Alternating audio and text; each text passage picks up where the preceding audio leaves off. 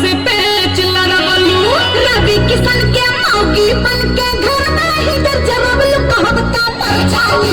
भाई कमर पढ़ाई करेलू कहबता मचाई भाई कमर पढ़ाई करेलू